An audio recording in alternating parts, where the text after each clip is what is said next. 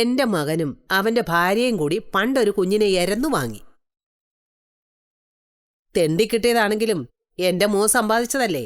അതുകൊണ്ട് ജാനിമോളെ എന്റെ പേരക്കുട്ടിയായിട്ട് ഞാൻ അന്ന് മുതൽക്കേ അംഗീകരിച്ചു. എന്താ കുഴപ്പമുണ്ടോ രത്നമ്മേ?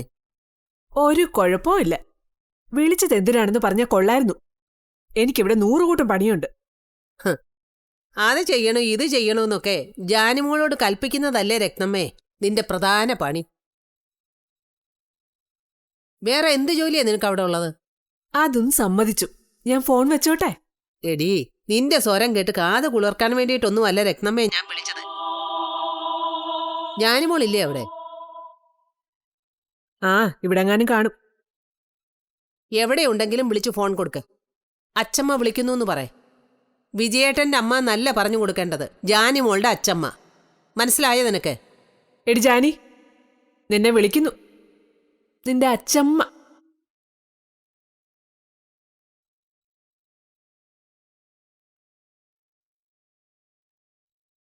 ഹലോ അച്ഛമ്മേ.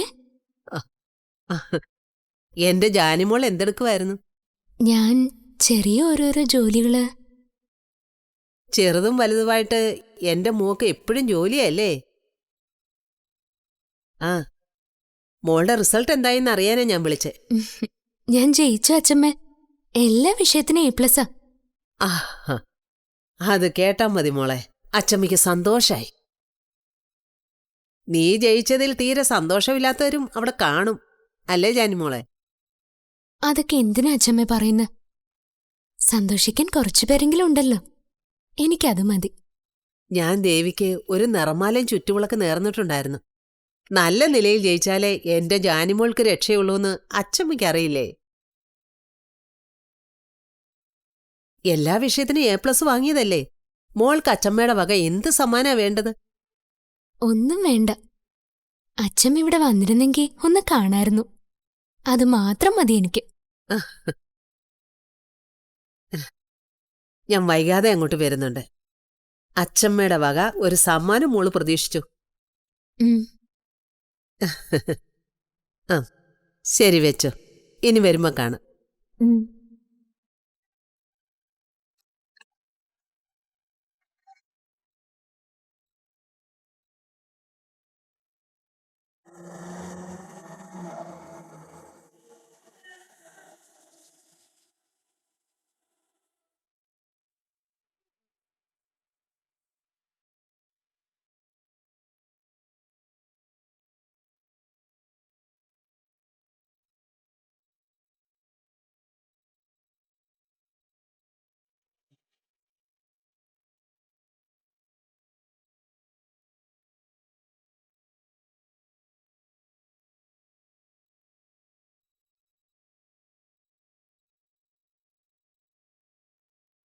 വിജയേട്ടൻ ഇന്ന് വരുന്നു പ്രതീക്ഷിച്ചില്ല. അതുകൊണ്ടാ ഹോൺ കേട്ടിട്ട് ശ്രദ്ധിക്കാതിരുന്നത്.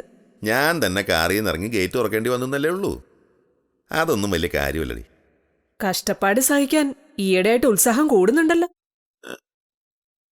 കാറിന്റെ ഹോൺ കേൾക്കുമ്പോഴേ ആരെങ്കിലും വന്ന് ഗേറ്റ് തുറന്നില്ലെങ്കിൽ മുമ്പൊക്കെ വലിയ ദേഷ്യമായിരുന്നല്ലോ. ഇപ്പൊ അത് മാറി. തൃപ്പൂണിത്തുറയിന്ന് കാർ ഓടിച്ചു വരാനുള്ള ബുദ്ധിമുട്ട് പറഞ്ഞ് 2-3 ആഴ്ച കൂടുമ്പോഴായിരുന്നു വീട്ടിൽ വരവ്. ആ പതിവും മാറി. ഇപ്പൊ എല്ലാ വീക്കെൻഡിലും വീട്ടിൽ വരാൻ വലിയ താല്പര്യം. ഇതിന്റെയൊക്കെ കാരണോ എനിക്ക് മനസ്സിലാവാത്തത്.